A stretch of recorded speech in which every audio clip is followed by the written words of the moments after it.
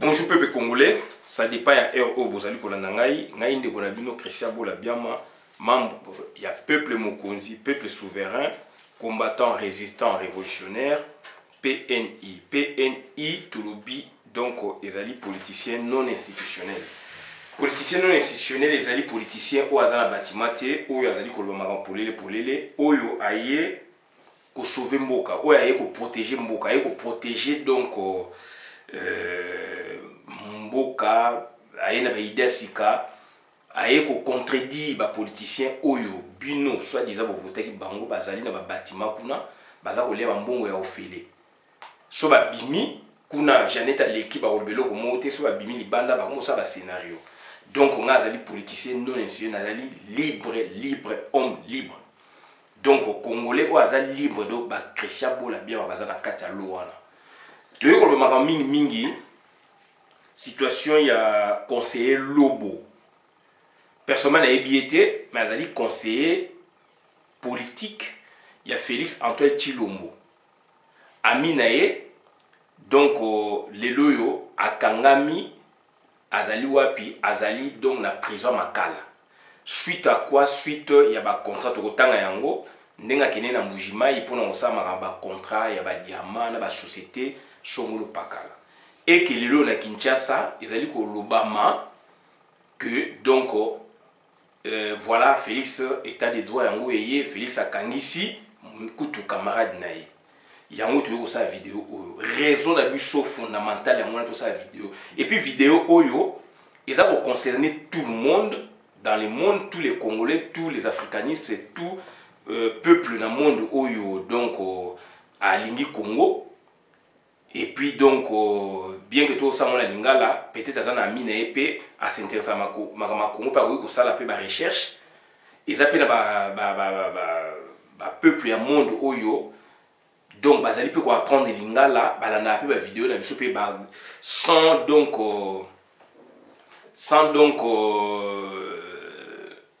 maître formateur. Mais du moins, azali ko apprendre en donc aza autodidacte puisque soma qui dictionnaire ya lingala ya swahili ya kikongo ya chiluba et qui tant lobaka il y a des autodidactes comme ça. Donc ya mona donc toye koloba ba précepteur a bon bazali toye koloba pona que donc et pénétrer na ba couche nyosho bien que tout ça on a lingala mais vidéo oyo non seulement ezali kaka pona ba congolais mais ezali pour tout le monde.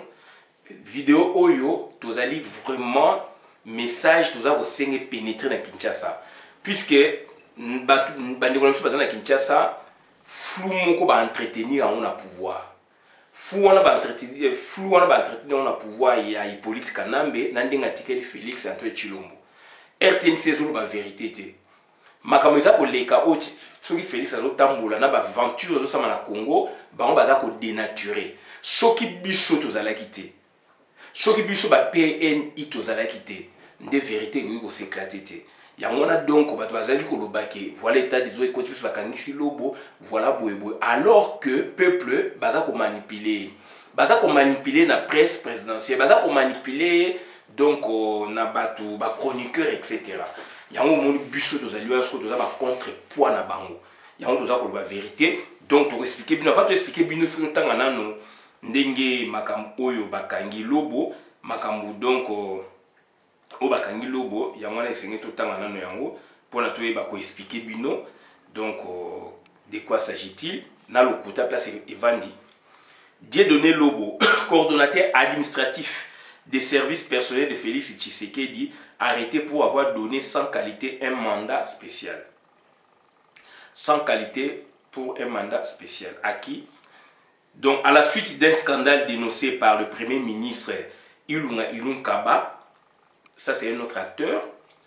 Dans une lettre adressée le 26 octobre au directeur des cabinets du président de la République, Dieudonné Lobo, ami intime et coordonnateur administratif des services personnels de Félix Tshisekedi, a été arrêté et transféré à la prison de Makala. Le Premier ministre condamne et s'insurge contre le mandat spécial que Sieur Dieudonné Lobo, Monsieur Dieudonné Lobo, a accordé à la compagnie Saint-Louis BGM. Sarl d'aller à Mbujimaï afin d'effectuer des études liées notamment à l'exploitation industrielle du diamant à l'Amiba. Lit-on dans une correspondance du ministre du portefeuille, Clément Kwete, datée du 14 novembre et reçue à l'Amiba le 18 novembre. Lettre en haut, ezali awa, tout ça qu'on a inventé le mot côté, de lettre ezali wana. Donc voilà. À la suite de la dite lettre, une enquête a été diligentée par les services du conseiller spécial, puis les incriminés ont été placés en garde à vue au casier judiciaire depuis vendredi. Après les 48 heures légales, ils ont été transférés ce matin à Makala. Un signal fort lancé par le président de la République, Félix Tshisekedi, qui visiblement veut mettre fin au régime des intouchables et profite d'un état de droit. Donc, voilà la confusion oyo, ba kotisi na Congo na compréhension na bino. Yango no moni batu o bazo sala ba article ya boye, bazali batu oyo ba liaka na sanya Félix. Bazali batu oyo ba somba bango, bazali ba journaliste politique donc présidentiel ya protocolaire ya Félix Nabino. Donc bazali ko sala biloko wana pona ko dénaturer ba fait. Yango no moni Hippolyte Kana bazali aza ko punir donc batu mususu Félix na ndenge mususu. Yango na donc bandeko na ngai toye awa pona ko expliquer bino ba vraie version. Toye ko expliquer bino ba vraie version et puis to pesa pe ba élément donc probant où ils ont l'accès Félix ne pourrait jamais faire ça parce que donc ne pourrait jamais faire ça puisque yemoko azali mutu ya deal et yemoko azali dealer batona pe bazaba dealer. Donc tozana 2 3 4 pour expliquer. Donc pour tout expliquer bino que Félix azali te mutu oyo akangisi donc conseiller spécial Lobo. Et na courrier au ndenge na tanyango déjà ezako laksa ba acteur antagoniste na niveau ya exécutif. Donc ba acteur mi balé président de la République obino bengi so bengi protocolaire Félix Antoine Tshilombo na Ilunga Ilunkaba. Donc baza ba tuba uti côté mon côté. Ya onto ba eza coalition, eza cohabitation té. Baza ba tuba uti côté mon côté, Ilunga Ilunkaba azali produit ya Kabila. Félix azali aussi produit ya Kabila autrement. Mais Ilunga Ilunkaba azali premier ministre entre guillemets oyo batie wana ya Congo. Mais azali volonté seule ya Kabila. Kabila mta pointé qui est du doigt. Félix n'avait pas cette idée ya profil ya Ilunga Ilunkaba. Donc, c'est-à-dire, donc, tu comprends, tu circonscris dans le local exécutif, exécutif, ça comprend le président de la République et son premier ministre. Ça, c'est de 1. Deuxièmement, le président de la République étant un roi, donc personne n'est inviolable devant Boé, d'où, ce cas un programme ou pas, nous exécuter un programme ou ou pas par rapport à la situation au Congo, soit un programme, puisque donc a gagné l'élection normalement, le premier ministre Azalakawana, Azalakamuto a un programme, il y a président de la République. De la nuit, on comprend deux choses, on a tout fait, on a mis tout et va bien.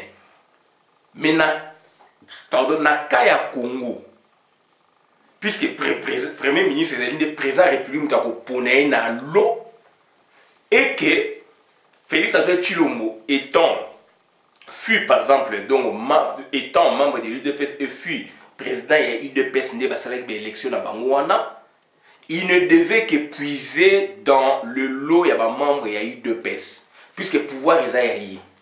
Tout ça comme tout ça en France, classicisme politique ils en France il y a république. Tout ça comme yango na France président Macron tant comme président de la République abimi yemta gagné l'élection. Abimisi premier ministre Oyoye Alingi abimisa Edouard Philippe. Tokei nango na Sarkozy. Abimisa ba premier ministre Oyoye Alingaki puisque euti na famille politique na ye. Tokei nango lisusu dongo na Hollande pareil. Surtout quel lisusu Chirac pareil. Surtout qu'il sous donc on a 88 donc il y a une cohabitation. Cette fois-là, c'est la loi qui impose. Puisque au gagné na parlementaire, au député militaire, na France François Mitterrand a été obligé à travailler na premier ministre issu de l'opposition, puisque l'opposition on a raflé bazali majoritaire na parlement, d'où cohabitation. Donc quand nous ils ont cohabitation, ils ont coalition. De la coalition, donc ils ont donc il y a eu arrangisme. Il y a eu arrangisme, yokani, kabi pouvoir, pouvoir. Il n'y a pas eu vrai transfert à pouvoir démocratiquement, non. Ok, il n'y a pas eu fusion de ça, tout ça sont des aventures. On est allé enveloppe, emballage, mais du moins cas classique ils allés à France. D'où toujours on a cas où tout ça qu'on loba, tout chité malamou qu'on a dossier tout ça qu'on loba. Donc Félix Antoine Tshilombo to megasu ko tangela ko décortiquer courrier wana mutabimisi courrier nezali c'est son premier ministre. Donc il y a antagonisme, donc il y a déjà opposition bazo au Kanati. Relisez bien la lettre s'il vous plaît. Donc on a moni mutabimisi yango nani donc mutabimisi lettre wana nani ezali mutabimisi lettre wana ezali attendez lettre wana mutabimisi donc journal ni ezali mediacongo.net mediacongo.net mutabimisi courrier wana mais bandeko na ngai il y a beaucoup d'intellectuels na Congo. Lisez entre les lignes, vous comprendriez directement ce qui se passe. Comment Lobo a côté Boloko. Puisque le Premier ministre Mutabimisi ezali Félix cité, basali des scénarios arrangisme. Il y a dysfonctionnalité dans l'institution Congo, dans le niveau exécutif. Exécutif ezali, ça comprend président de la République, na Premier ministre. Dysfonctionnalité zawana. Donc en temps normal, premier président de la République dans Nomaka, Premier ministre, il y a famille politique, il y a tendance mokonaye, il y a vision mokonaye. Et de sur quoi il y a eu de pèse. Est-ce qu'on se comprend? Il y a eu de peste. Soki azalaka kala. Donc azal elote mais azalaka pe kalate. Donc azal membre de l'IDPS azali mutu ya Kabila wuti na makamba SNCF soki ba biloko ba chemin de fer ya Katanga ayibi mbongo. Plus de autant de mois, 36 mois, 23 mois de Toyoki afutaka batute. Kabila juillet aye na ewana. Tu expliques ki bino. Ba vidéo ezali belé porte côté na ba détail ba vidéo mshute.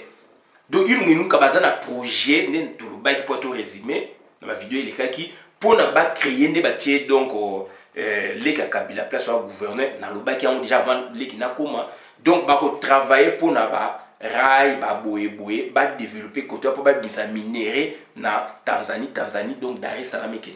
Tu expliques moi dans le bac qui en je suis le seul à le dire na ba analyse na profonde na ba méthode spécialisée. Un mois, 2 mois après, Kabila qui est na Tanzanie, Félix Alande qui est na Tanzanie et bah développer le projet wana. Donc les alibis ok donc avec des méthodes, avec une bonne analyse, tu tombes sur ça. Tout ça on s'est vanté mais tout il faut tout loba, il faut tout loba. Donc c'est à dire tout ça dit un temps d'occupation. D'où biloko babingo arrangisme, il y a dysfonctionnalité donc manque de comportement réglé na mutu ya mboka, na ba institution mboka, na ba politique ya mboka. Dans un temps normal, donc Premier ministre, président de la République, Premier ministre a contredit le président de la République. Ce que le Premier ministre a fait là, donc il a contredit le président de la République. Il a contredit son patron.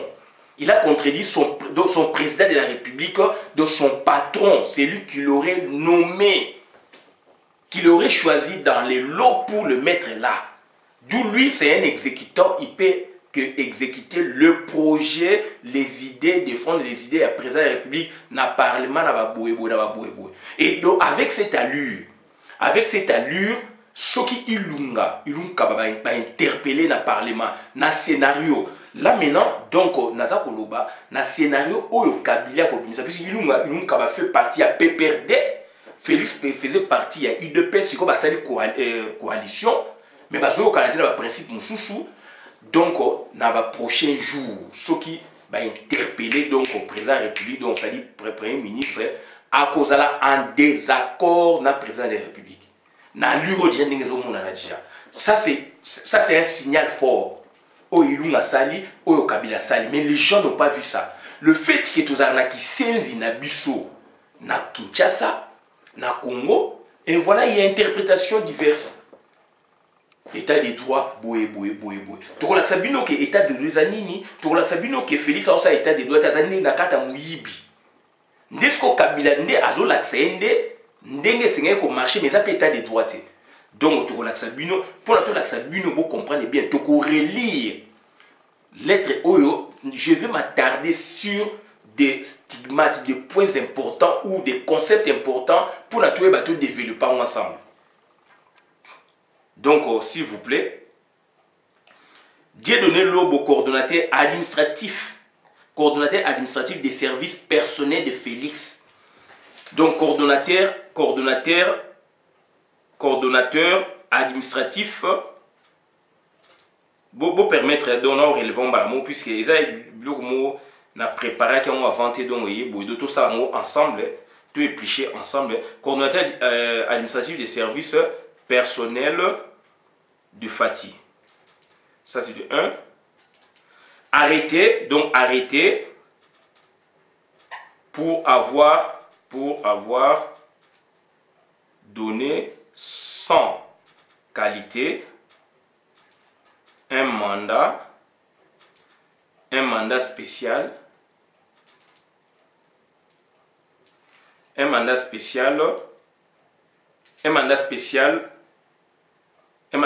donc à la suite d'un scandale dénoncé par s'il vous plaît, est-ce que toujours comprendre le français? Toujours dans la paragraphe à l'Iboucho.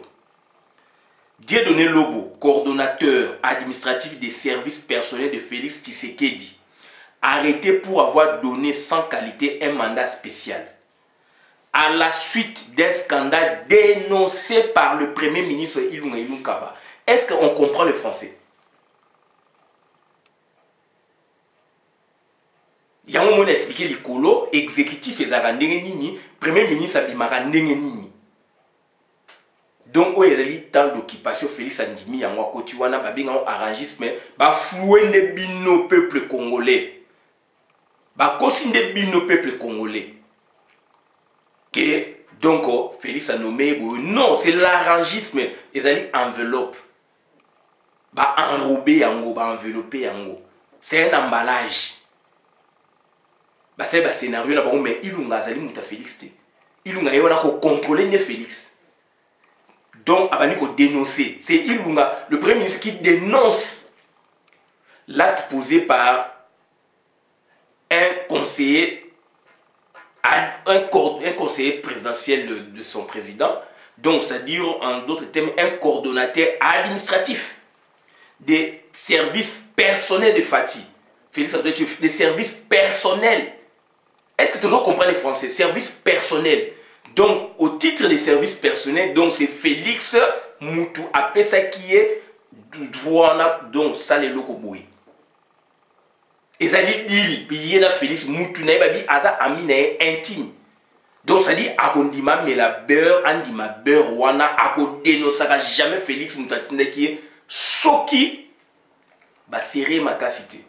Ce que Monique lioué ce que yela ebo wana ko dénoncer Félix mais tant que bika ga vani na prison makala na pavillon moko doré na butu ba bimise na mutu peut-être ba ko bimise na butu a circuler na pourquoi ba kotier soki donc Félix a na pouvoir ya solo mais ndenge zali donc ilunga ka ba muta dénoncer ça Kabila donc ce monsieur azana na pavillon pour na prison. Et bah service et à Félix, donc bah, calmer, calme, ils vont résoudre le problème autrement. Ils vont faire des concessions, certes avec Kabila, autrement. Donc, est-ce que les Congolais comprennent? Donc, ça dit, Naza ko beta cité place wana. Dieudonné Lobo, coordonnateur administratif des services personnels de Félix Tshisekedi, arrêté pour avoir donné sans qualité un mandat spécial. Donc, arrêté arrêté pour avoir donné sans qualité un mandat spécial. Mouta arrêté Ezali Félix était. À la suite d'un scandale, donc à la suite d'un scandale dénoncé par le Premier ministre Ilunga Ilunkaba. Ilunga Kaba, Premier ministre, en temps normal, Premier ministre a dénoncé patron naïté. Est-ce que vous comprenez ma commande? Yo mona kengwa dondo. Bien que la Fonds monétaire la Banque mondiale est-ce qu'elle a dénoncé mon bout boy? Puisque ça patron, bien mon lunda boulou la dénoncé mon bout toi va travailler. Puisque ça patron, mon mabi moulou m'a dénoncé mon bout toi va travailler. Puisque ça patron. Mais par contre, tant au côté d'un système avec l'opposition, tu sais qu'il dénoncer mon bout en tant que son premier ministre, ça c'est l'opposition. Il y a un jour qui que batouana donc mariage donc zali mariage moi bien ti. Donc il y a une coalition donc c'est-à-dire Ilunga Ayewana donc il est obscur. Donc ça dit Azali donc Ilunga Azali donc caméléon. Donc caméléon dans le sens que Aye na présidence à la couleur et à Félix puisque Azali n'est pas défendre au yojo mona ba mutu moko. Mais si quoi le temps où pas Félix, aïe pas Kabila, la petite couleur et Kabila, puis Azali Mouta Kabila. Et discours, il y a eu qui clair. Tant que Ponier, Azoku Misa Kabila. Makabou, Azoku Misa Kabila. Alors qu'on a signé car on a un président de Bino Protocole Félix, mais Azoku Misa Kabila. Est-ce que le peuple congolais vous en comprend?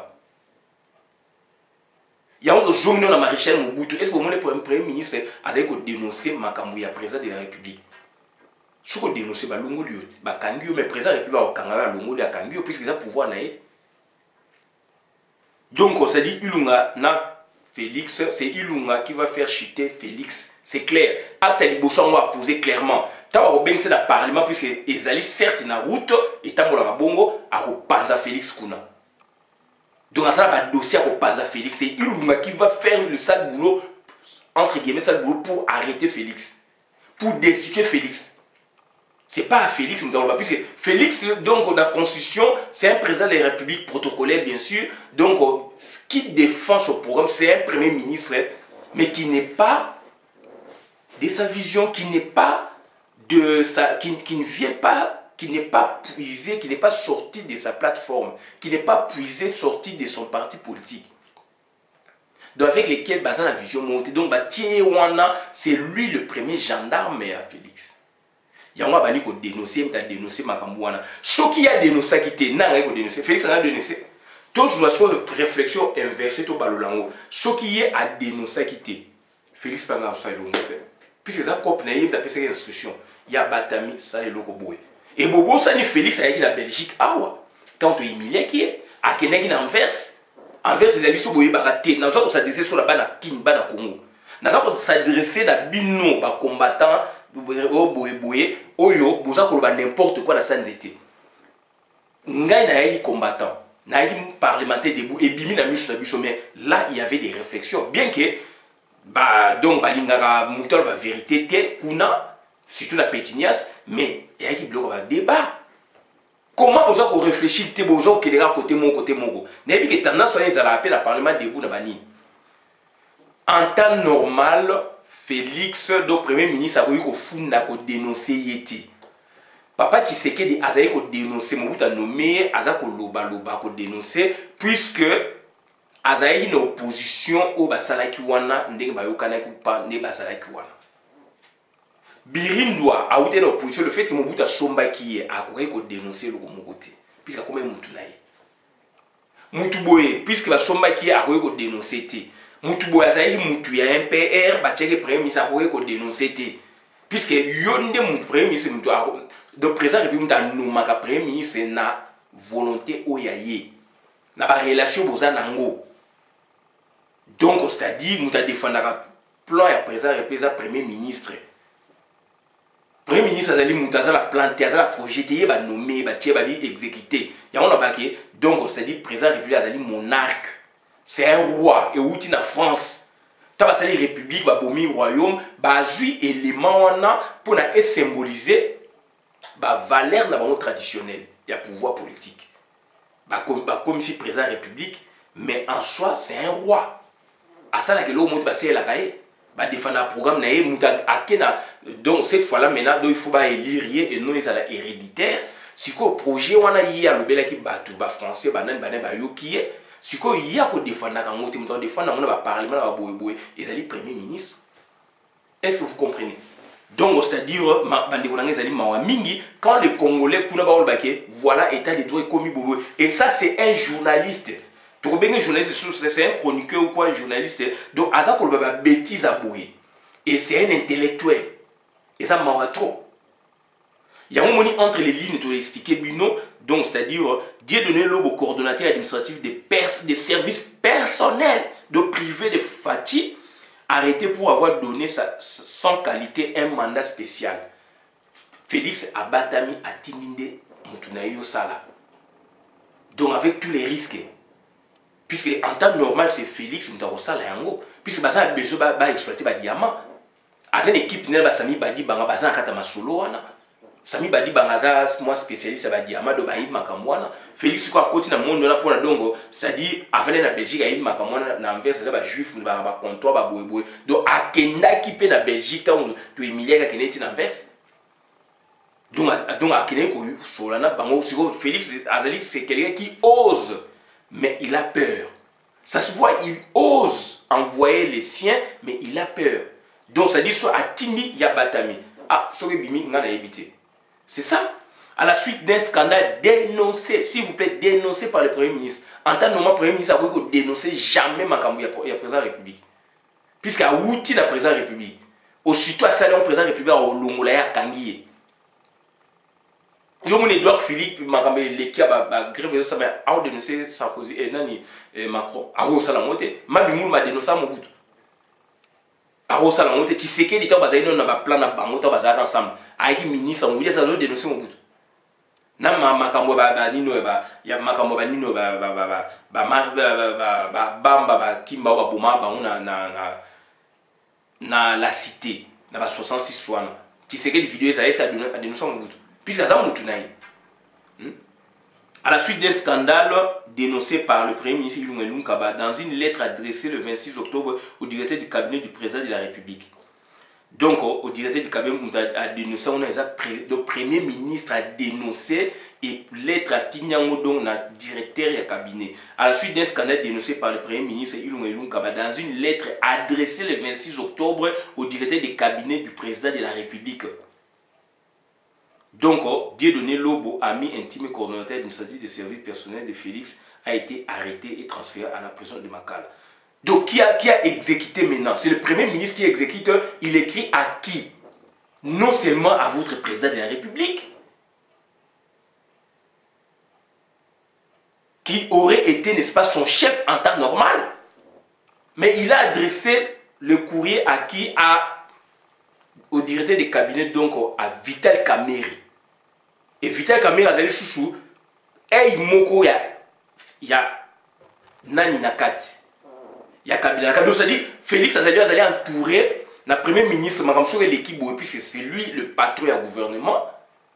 Enfin, Aza premier ministre, mais patron c'est le président de la République, mais Engol a dit président de la République a un pouvoir té Makamna ko sala partout soit à côté de la douane. Mikane ko bima et ko jonga premier ministre. Soka koti koto mikane ko bima et ko jonga premier ministre. Soka ke koto mikane ko bima et ko jonga premier ministre. Ce que premier ministre Sikoyo, qu'est-ce qu'il fait? Olega comme la président de la République. Donc Olega a comme la président de la République naïe Félix Antoine Tshilombo en temps normal. Yem taza président naïe. Mais a comme le directeur ya cabinet. Aussitôt directeur cabinet a joué en monde bakangi lobo batine na boloko bande konanga est-ce que vous allez comprendre binom tu bovandi kuna na Kinshasa na ba boye boza ko lobake état de droit koti et muto asali article donc ça dit il comprend pas bande konanga est-ce que vous allez comprendre donc voilà maintenant place de kwei mabe donc ça dit intellectuel congolais ba kwei mabe on comprend le français ou pas. On comprend donc le style et les employeurs ou pas. Il y a un signe de pour relire lettre wana pour comprendre ce qui makambo ezali wana ilunga donc azali mutu ya Kabila donc ce qui te bito ça la feeling yelo qu'on a tant yelo qu'on est quoi ba service ko ba alerter premier ministre puisque ba il a Félix Azane donc ba tié marionnette toi ba alerter yé chef à gouvernement normal temps normal on défendre des plans ya président de la République ba service on a donc et ça ba service à président de la République yé m'tazage patron na bango si ko ba pesi premier ministre maintenant son tour qu'est-ce qu'il fait maintenant à informer le vrai président c'est Kabila mais ba comment on a été et puis ça scandale encore c'est ça la compréhension feeling en wana donc à informer copie pour information la président de la République qui est donc Hippolyte Kanambe sans que batia un article oyo visiblement et kobimate sikoyo visiblement oyo bimi ezali koyo ilunga a dénoncer azaliza meta dénoncer ba service et ba service apesa ba service oyo bobeni ya Congo mais ezali toujours ya Hippolyte Kanambe baza ko landela de près Tshilombo bako isaye ba yebisi premier ministre soit yebisi directeur à cabinet tout en informant le vrai président puisqu'en temps normal à recommer la président de la République et ça lettre donc au courrier administratif copie pour information au président de la République à donc président de la République donc à copie pour information au directeur n'enga s'adresser copie pour information au directeur donc du cabinet à président de la République a sali tiré na sende président de la République ngol banizo concerné président de la République siko yé qu'est-ce qu'il a fait maintenant il a écrit donc on a directeur ya cabinet ndeko nanga yo ko biloko ndeko nanga bolandi biloko bozo ba n'importe quoi est-ce que boye binde basala ba courrier administratif c'est clair donc ça dit et le comment donc ça dit bah teki Félix donc Félix ça veut dire à tout moment on peut l'arrêter est-ce que vous comprenez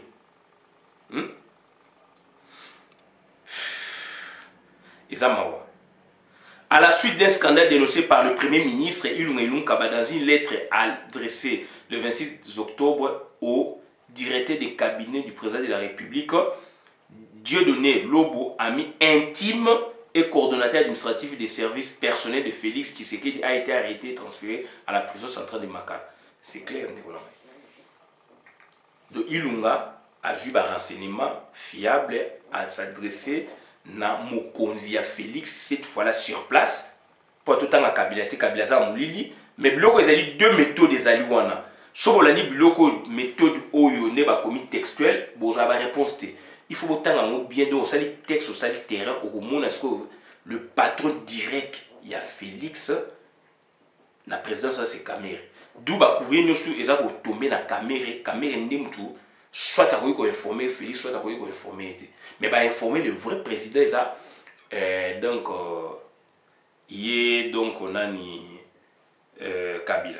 Donc le premier ministre condamne et s'insurge contre le mandat spécial. Est-ce qu'en temps normal le premier ministre a quoi s'insurger non? A quoi tomber na makamwa na mandat spécial. Puisque il y a ça mon tourné à président de la République. Azo défendre ne yé kuta obomba yé puisque a ça makamwo yende patron na yé nimta osala. Donc là, c'est Hippolyte Kanambe qui parle par l'intermédiaire Yaïlunga Ilunkaba. Le Premier ministre condamne et s'insurge contre le mandat spécial que Sieur, donc M. Dieudonné Lobo, a accordé à la compagnie Saint-Louis BGM Sarle d'aller en Bougimaï afin d'effectuer des études liées notamment à l'exploitation industrielle du diamant à la Miba. Lit-on dans une correspondance du ministre du portefeuille Clément Kouete, daté du 14 novembre et reçu à la Miba le 18 novembre. Lettre naïbse bino yango. Lettre naïbse bino yango. À la suite de la dite lettre, une enquête a été diligentée par le service du conseiller spécial. À la suite de la dite lettre, une enquête a été diligentée par les services du conseiller spécial, puis les incriminés ont été placés en garde à vue au casier judiciaire depuis vendredi. Après les 48 heures légales, ils ont été transférés ce matin à Makala. Un signal fort lancé par le président de la République, Félix Antoine Tshilombo, qui visiblement veut mettre fin au régime des intouchables. Tout ça. Est-ce que Bato n'a pas état de droit? Est-ce que Bato a maillé l'événement? Donc, Makamezali clair, donc ça dit qu'est-ce qu'il a fait? Ajub élément probant ou salami. Si quoi a eu un commentaire à l'objet que Félix Mtassali Bouéboué, puisque Alia Kanasima Félix. Donc, donc c'est-à-dire tout le temps lettre donc ils allaient clair ilunga mutu afundi par rapport à rapport à joie qui en tant que premier ministre. Au premier ministre en temps normal en dépendant de la présidence de la République. Pas président de la République a poni associé la des programmes oyaye. Oyo yango to c'est no Félix a un programme té. Soit un programme makambo d'exploitation ba diamant na projet na société tant avec la campagne to yo kayango. Donc azo tambola au jour le jour. Le biso be c'est que diamant moko bimi par exemple la place Boye n'est ça assoiffé en bongo a okenda chama boko kuna lo biloko na eza ya été. Na régime na réalité bazana ngo eza ya été. Yé batikele ba ressources artificielles to loba yango. Bato to ba travailler batikele ba onde ba ressources artificielles au mutu a créé. Kabila ko lingande o yibelo kwana teka na yo. Mais ressources naturelles, richesse naturelle, richesse artificielle n'est dans le mbongo ba biloko ba douane a otikela bino mais azana œil azo contrôler. Na banque atikela bino mo montant azo contrôler. So limite l'équipe ba abeti na mesa. Mais dans l'entretemps yende il faut un contrat, biloko eza ba contrat, il faut yenda asanga na ba société ou ba timolaka diamant, pétrole, cuivre, manganèse, boé, ba bimisi, y a zana parnae, ba teki yango ba teki yaye, ba milliards wana, a 100 milliards, a tient à Congo 500 millions. Nous sommes à ba paradis fiscaux. Siko yenda zo pesa bino siko boliaka ndam, mais azo contrôler bino. Donc a kolinga jamais biloko na ba ressources naturelles, ya sol na sous-sol, bino ba congolais bo bénéficier na. C'est ce que donc ils n'ont pas compris. Dans l'entretemps, place dans l'axabino Boujo ba Félix et puis que donc Marambo beaucoup le vous allez à côté puisque Félix ba Amérique ba signé ba a cassé code minier. Biloko ekoki ko simba choki a cassé qui code minier. Voilà astuce mususu ezo la que Félix donc biloko na ezali donc ça dit il n'a pas de pouvoir. Il faut que Kasaki, soka il m'a cassé a cassé code minier a cassé yango. Sikoyo asali code moko sika là maintenant il a le pouvoir ba ko exploiter biloko négatif na société wana BGM ça le bac ne ba sa étude sur les diamants en Mbujimai. Donc voilà déjà donc aspect moko clair net.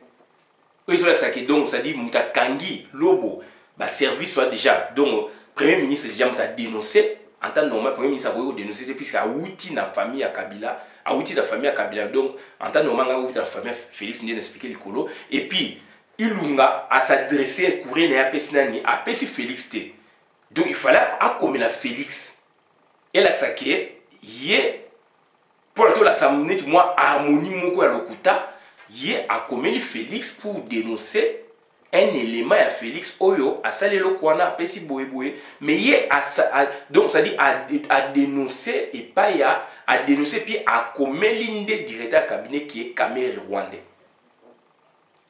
Donc moi bani Kamere ndem daza chef à Félix. Et dans l'entretemps Kamere sikoyo tant ba salé lettre na ilunga puisque lettre est ça boité mais on imagine ndenge zali il fait za la bongo à commettre le vrai président il faut comme la présidente de la République.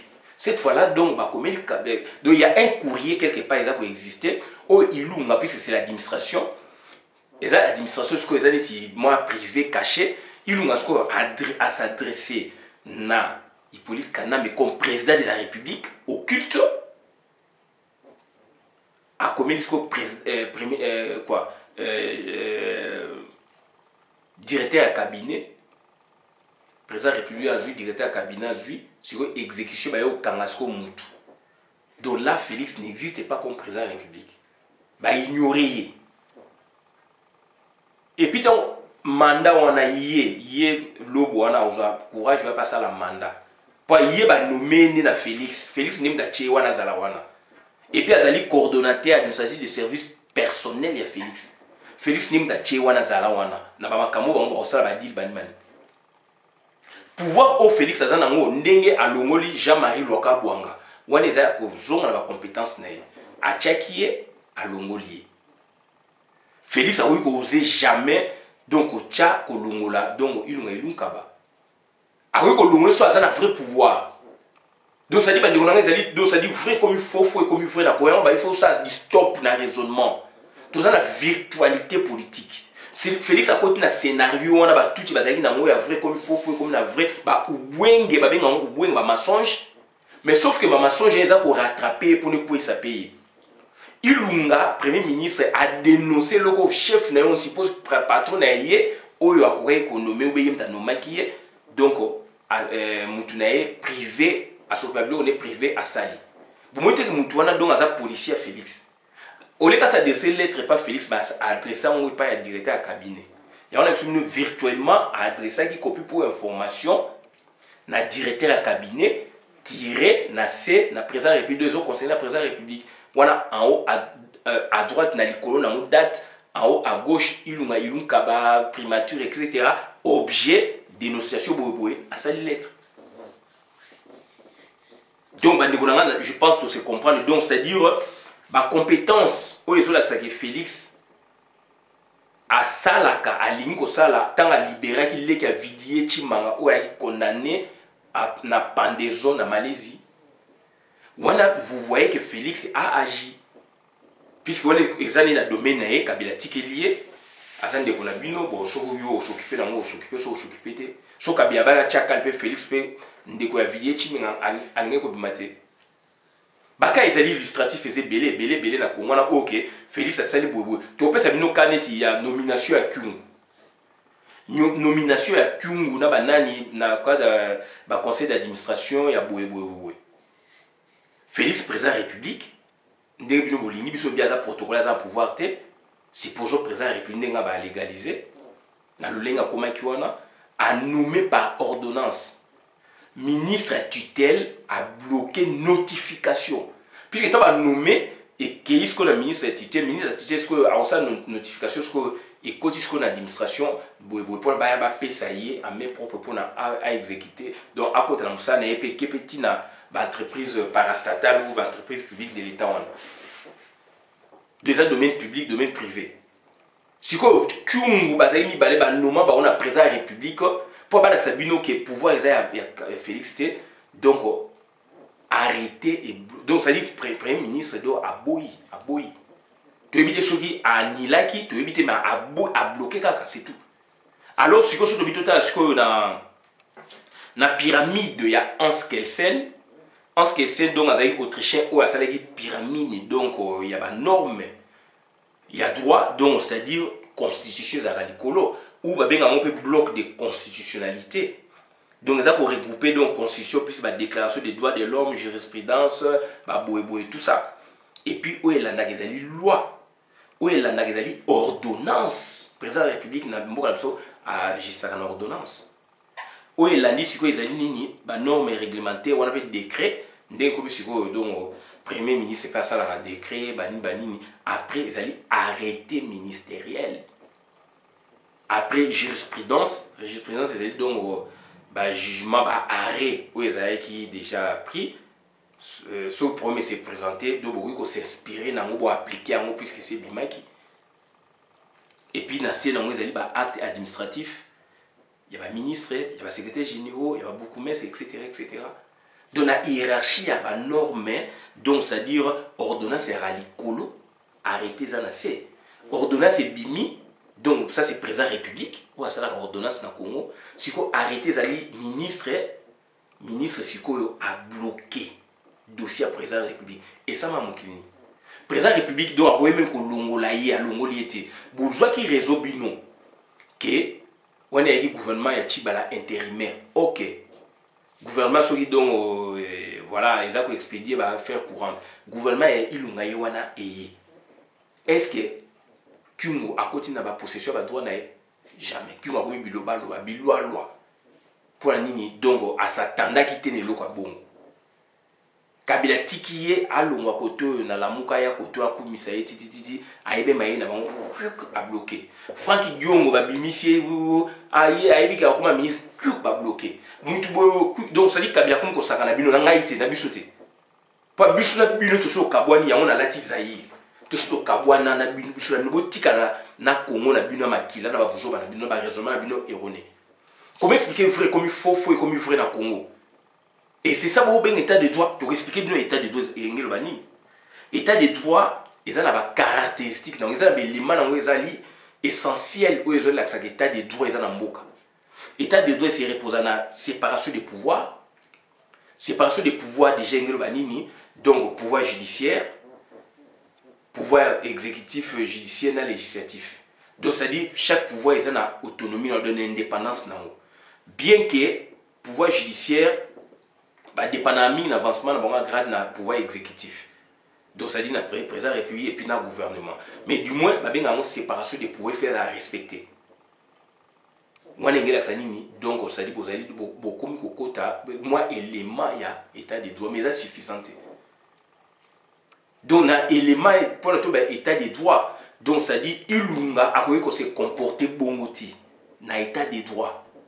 Puisque à outil azalo kwa mupanzi ya président république. Azalo kwa babaka mwasi abimi na mupanzi ya mobali ilunga. Donc en temps normal, surtout bien état des droits donc ça dit de pouvoir exécutif. Pouvoir donc c'est-à-dire pouvoir donc exécutif judiciaire na pouvoir législatif. Législatif c'est pour le parlement, judiciaire c'est pour la justice et puis exécutif on va créer une norme.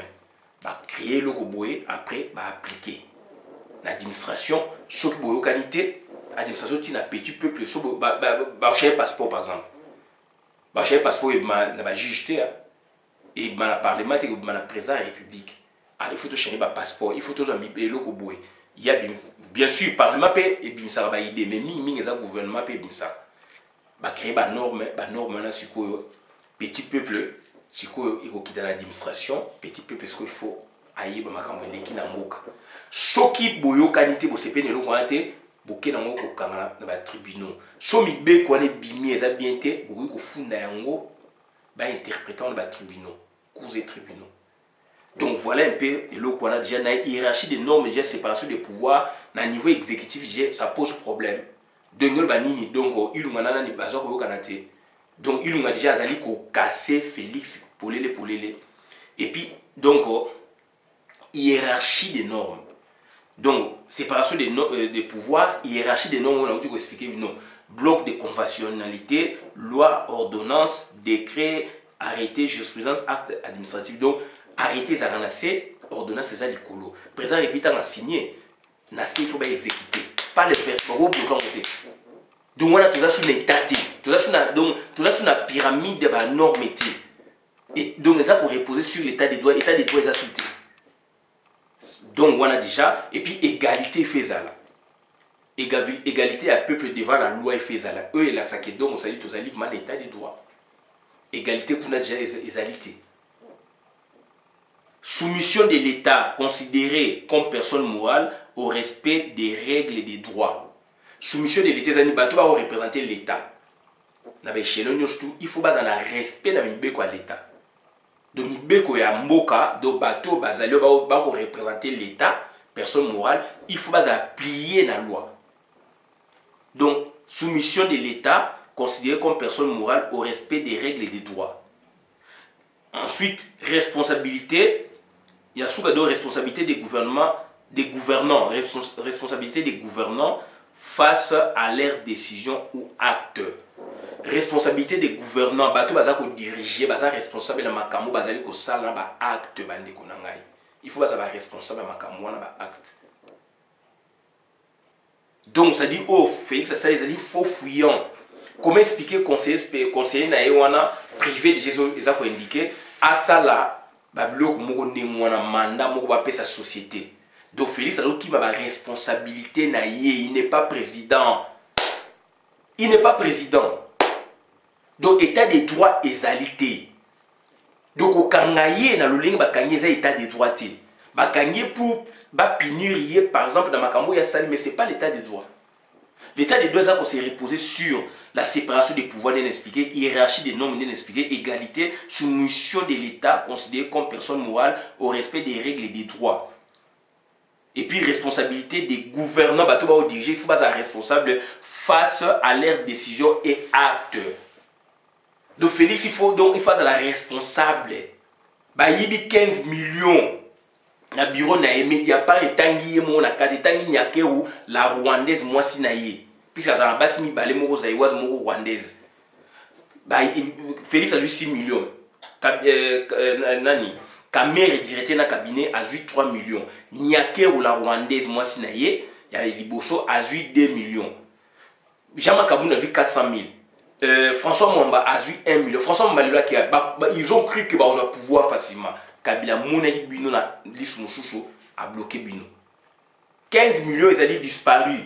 Est-ce que 15 millions ils allaient disparu? Bokani batouana pour bano état de droit. Botiki dans 15 millions na bokipe mutu mokote kaka ya lobonde puisqu'à côté bolo on est bobika non Félix na kangiye état de droit. Mais est-ce que bandeko to raisonner? Donc na biloko Congo Koufi. Na ba raisonnement boy Congo Koufi. État de droit n'expliquer bino sur état de droit ezali na Congo. Donc ça dit Kamere, banga ba kangaye, Félix Yemoko, banga ba dénoncer donc ça dit corruption ngai ko à répondre. Et ça difficilement puisqu'ils ont pouvoir soit sur pouvoir nesili, tout le monde va Sarkozy tant qu'ils ont pouvoir moi ba kangaye, on te dit président ça inviolable. De inviolabilité à personne le président de la République même protocolaire. Apprendre balande la kabango, na cette vidéo n'explique qu'il y a Chirac a fait makambu tanga qui dans dongo maire il y a Paris dans 77 et rattrapa qui est en pouvoir ici. Sarkozy a un problème pouvoir ici ba mongolandela mais tant que Bokozi aux alliés couverts. Immunité on les alliés. Donc ça dit bande konanga il faut pas tout ça la confusion. Donc le logo les alliés ko ça mais mawa mingi.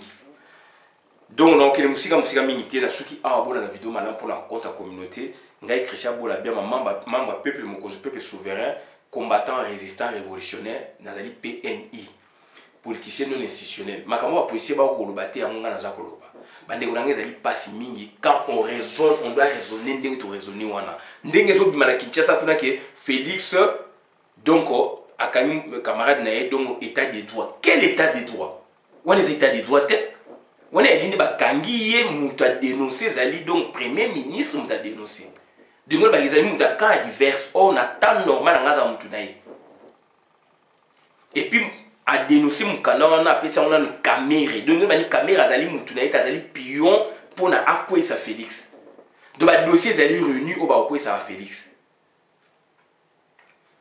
place à l'axi qui est donc ba tikele ba chambre chouchou grâce présidentielle boye ndeko vidé chimanga ki ko teka ba pimbo na ye ba drogue na Malaisie kuna pendaison peine de moza pendaison boye vidé chimanga leli master na ndeko na ye basali mukanda etale kabilate siko kabila côté mbongo côté ba richesse na sina lobango ça fait ba 2 mois 3 mois ba 4 mois et donc on mana buta yebsanga bi Christian makamuro ba keza ya solo donc atikela bango nini donc ba richesse ba bengango artificiel oyo mutu a créé tala ndenge bateki balopa na bombe eza richesse artificielle tala ndenge baza ko yiba 15 millions eza ba richesse artificielle richesse naturelle eza sous ya binote donc ezali ya l'état ya bango ba Rwanda ba kotsa na Congo donc il faut compréhension ça la makasi et puis donc pour na sukisa naza ko relire lettre wana paragraphe wana pour na batu bo comprendre donc il faut lire autant de fois pour comprendre. Donc, ça passe mingi quand on réflexion comme il bouille, et ça m'a mingi. Donc, Moutou Bakangi Yewana, Yena Félix, Mouninga Naye. Voilà. Et ça m'a mingi. Yeyu, na Félix, Mouninga Naye. Voilà. Donc, ils ont besoin de s'amouissa bango ndeko.